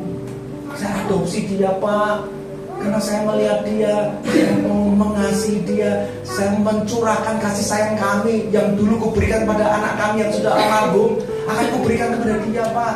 Semua hak-hak dan warisan yang kami siapkan untuk almarhum anak saya akan kuberikan kepada dia. Wah, penjahat itu pasti nangis ya. Itu namanya apa? Anugerah. Nah, dia sudah mengerti ya. Bapak memberikan satu-satunya putra tunggal surga Yesus Kristus di kayu salib. Itu sudah ada anugerah dan rahmat. Kita tidak layak terima, tapi diberi. Kita penjahat pendosa besar, tapi diberikan ampunan yang besar. Tapi dua hal itu nggak lengkap, itu bukan kasih karunia. Dua itu sifatnya pasif, Anda tinggal terima. Terima kasih Tuhan Yesus buat kasih karuniamu, anugerahmu, rahmatmu. Itu sifatnya pasif, terima. Yang ketiga gimana dong? Kuasa Allah untuk melakukan kehendaknya itu sifatnya aktif, butuh kerelaan hatimu untuk mau melakukan atau enggak. Oh, saya ngomong gini, mau nangis saudara. Butuh kerelaan hatimu saudara. Dua, terima yang pasif, anugerah dan rahmat, tidak perlu lakukan apa-apa, tinggal terima melalui iman percayamu. Tapi yang ketiga, kuasa Allah untuk melakukan kehendaknya.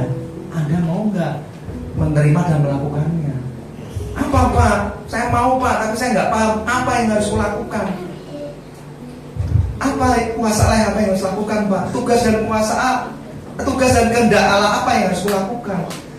Yaitu tadi menjadi penabur benih dan penuai buah untuk membuat hidup yang kekal. Ya, jadi sudah belajar dari Rasul Paulus juga ya, bahwa dia Kisah Para Rasul 10 ayat 24. Kisah Para Rasul 20 ayat 24. Tetapi aku tidak menghiraukan nyawaku sedikit pun, asal saja aku dapat mencapai garis akhir dan menyelesaikan pelayanan yang ditugaskan oleh Tuhan Yesus kepadaku, untuk memberi kesaksian tentang Injil kasih karunia Allah itu. Jadi kok jadi orang percaya nggak usah bingung-bingung, Pak. Saya tuh nggak pernah tahu Pak tugas dan panggilan dalam hidup saya itu sudah diberitahu. Paulus yang ngomong, ya, mau selesaikan sampai garis akhir ya. Menyelesaikan pelayanan yang ditugaskan oleh Tuhan Yesus kepadaku untuk memberi kesaksian tentang Injil kasih karunia Allah. Lupa kalau begitu gereja ini kosong aja Pak, nggak usah melayani gereja. Ya bukan begitu. Anda tetap melayani di gereja, tetapi ingat, kesaksian tentang Injil kasih karunia Allah tetap Anda beritakan. Entah di dalam gereja ada kesempatan, beritakan melalui kesaksian hidupmu, melalui menceritakan tentang Injil kasih karunia Allah itu apa. Ya, jangan salah mengerti ya. 1 Korintus 15 ayat 2 dan 10. Oleh Injil itu kamu diselamatkan, asal kamu teguh berpegang padanya, seperti yang telah aku beritakan kepadamu, kecuali kalau kamu telah sia-sia menjadi percaya. Tetapi karena kasih karunia Allah, aku adalah sebagaimana aku ada sekarang, dan kasih karunia Allah yang dianugerahkannya kepadaku tidak sia-sia. Sebaliknya aku telah, garis bawah itu, bekerja lebih keras daripada mereka semua. Tetapi bukannya aku, melainkan kasih karena Allah yang menyertai aku. Jadi ini Paulus ini luar biasa ya, ngerti banget isi hati Tuhan. Jadi arti karpos tadi, mengumpulkan buah hidup yang kekal, penabur dan penuai, bekerja keras, itu Paulus pun mengerti, memakai kata yang sama. Aku bekerja lebih keras dari kalian semua. Wah, makanya gak heran ya, dipakai Tuhan dengan luar biasa. Kemudian menabur benih tadi, kesaksian, Injil kasih karunia Allah sudah tahu. Saya tutup yang terakhir, berarti menabur benih melalui pemberitaan firman pengajaran. Nah ini Anda pasti ngeles, Pak aku kan bukan pendeta, Pak aku nggak sekolah kita, nggak apa-apa, tapi kita belajar ya. Mengapa menabur benih? Juga melalui pemberitaan firman pengajaran. Nah kita lihat di Yohanes 4 ayat 39 sampai 42. Kalau Anda lihat orang-orang di Samaria itu kan banyak yang bertobat karena kesaksian perempuan Samaria kan, yang di ayat 39. Banyak orang Samaria dari kota itu percaya kepadanya, maksudnya percaya kepada Tuhan Yesus karena perkataan perempuan Samaria itu yang bersaksi. Tapi ayat 40 ini menarik nih. Ketika orang Samaria itu sampai kepada Yesus, mereka minta kepada Tuhan, tolong tinggal dong di kota kami 2 hari aja Tuhan please. Padahal yang sudah jadi orang percaya sudah lumayan banyak. Tapi ketika melihat Tuhan Yesus, minta untuk tinggal 2 hari lamanya. Apa yang terjadi? Tuhan Yesus tinggal 2 hari. Ayat 41, lebih banyak lagi orang yang menjadi percaya karena perkataannya. Yang semula orang-orang percaya itu karena perkataan kesaksian perempuan Samaria yang berjumpa Tuhan Yesus. Selanjutnya Tuhan Yesus diminta tinggal 2 hari. Terjadi pertobatan lebih banyak lagi karena Tuhan Yesus yang berkata-kata di tengah mereka. Ayat 42 dikatakan begini, dan mereka berkata kepada perempuan itu, wah mereka ini ya rada mungkin sombongnya ini sombong bangga ya. Perempuan Samaria, lu tahu nggak? Sekarang kita semua ini jadi percaya bukan cuma karena perkataan kesaksianmu loh, tapi kami sendiri telah mendengar Dia Yesus, dan kami jadi tahu kalau Dia benar-benar juru selamat dunia, bukan juru selamat pribadi mereka, juru selamat dunia. Ini keren banget nih. Nah Anda penasaran nggak? 2 hari itu Tuhan Yesus ngapain? Di kota Samaria 2 hari itu Yesus ngapain? Maksudnya saya juga sempat, aduh Tuhan tolong beritahu nih, saya juga pengen tahu. Nah ini kata kuncinya, karena perkataannya di ayat 41, dan sebab kami sendiri telah mendengar Dia. Itu 2 kata kunci yang penting menyingkapkan apa yang dilakukan Tuhan Yesus 2 hari itu. Jadi ayat 42, terjadi kebangunan rohani yang besar di kota Samaria itu karena mereka semua mendengar Yesus berkata-kata. Jadi kata mendengar, sebab kami sendiri telah mendengar. Nah kata mendengar ini begitu saya cek bahasa aslinya, nih Anda enak nih tinggal saya beritahu ya. Kata asli dari mendengar di ayat 42 itu, kata asli bahasa Yunani adalah ako. Anda mau tahu arti ako, arti lengkapnya? Nih saya beritahu, arti lengkap dari aku. Kalau lembaga kitab Indonesia menulisnya kan ya karena mendengar. Nah, mendengar kok 2 hari ngapain ya? Nah ternyata arti aku begini: mendengar, mempelajari, menaati, mengerti, memperhatikan, mempertimbangkan apa yang sedang dikatakan, mendengarkan pengajaran, mendapatkan pengajaran dengan belajar mendengar, mencari tahu dan belajar. Itu arti aku. Mungkin lembaga kitab Indonesia kan bingung, kalau ditulis lengkap ini Anda aja tidak pernah baca Alkitab, kalau lengkap tambah pusing ya. Tapi setelah dibukakan, wah sekarang kita jadi mengerti. Oh pantesan terjadi kebangunan rohani di kota Samaria karena 2 hari itu Yesus berkata-kata dan mereka mendengar. Ternyata yang dikatakan Tuhan Yesus itu semua firman pengajaran. Karena aku itu artinya apa? Mendengarkan pengajaran, mendapatkan pengajaran dengan belajar mendengar, mencari tahu dan belajar. Jadi 2 hari itu mereka diajar sama Tuhan Yesus. Hari ini ya temanya tentang keselamatan, besok temanya tentang kristologi, besok tentang akhir zaman ya, kurang lebih gambarnya begitu ya. Itu 2 hari KKN Tuhan Yesus. Maka yang bertobat banyak sekali. Dan ngerti disingkapkan sama Roh Kudus kan. Oh Tuhan, namanya aku nggak ngerti, baca sambil lama aja 2 hari. Paling Tuhan khotbahnya cuma sebentar, banyak nganggurnya, banyak nyantai, makan singkong goreng gitu ya. Pisang enggak. Ini Tuhan Yesus padat sekali nih, sehingga mereka semua langsung hatinya nih bergembira karena menerima Injil keselamatan dan mereka mengalami kebangunan rohani yang besar. Jadi sekarang disimpulkan, Semua sudah paham bagaimana cara menjadi penabur benih melalui kesaksian hidup. Ya, Anda harus semua bangkit. Ini penting karena Anda penabur benih. Dipanggil Tuhan mengumpulkan buah bagi hidup yang kekal melalui kesaksian hidup. Yang kedua, Pak, memberitakan Injil kasih karunia Allah. Sudah dijelaskan arti haris. Ya, ada anugerah rahmat, tapi ada juga kuasa Allah untuk melakukan kehendaknya. Itu kembali lagi pada bicara kehendaknya dalam melakukan penabur benih dan penuai buah dan memberitakan firman pengajaran. Nah, kalau Anda memang belum bisa, boleh nanti belajar dengan Bapak Gembala atau ikut kursus-kursus Bible course, itu banyak sekali ya, kelas-kelas khusus Alkitab, supaya Anda rindu diperlengkapi. Kalau Anda semakin banyak belajar, Anda juga bisa mengajar banyak orang. Ketika Anda dipanggil jadi penabur benih, maka Anda suatu hari akan diizinkan oleh Tuhan, Sang Empunya Tuhan, akan juga ikut menuai buah walaupun bukan hasil dari taburan benih Anda. Dengan demikian apa yang terjadi, Saudara? Baik si penabur dan si penuai akan sama-sama menerima upah di surga dan sama-sama bersukacita. Saya undang semua bangkit diri dan pemain musik mohon datang kembali ke tempatnya. Kita semua bangkit berdiri.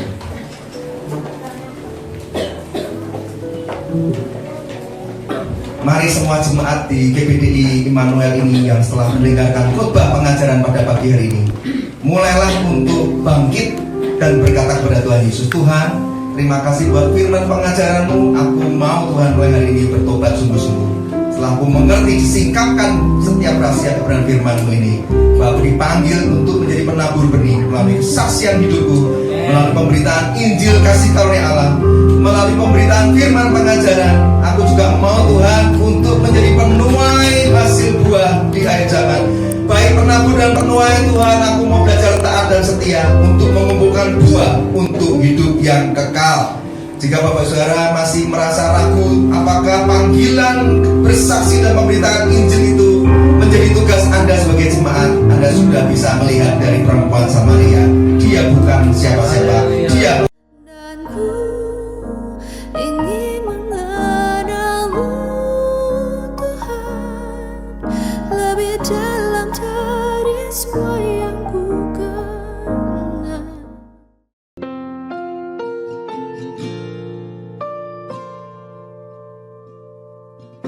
Berikan pada kami hati yang mengasihi jiwa-jiwa yang belum mengenal kasih Bapa. Mereka yang dalam gelap, mereka yang tersesat, hati kami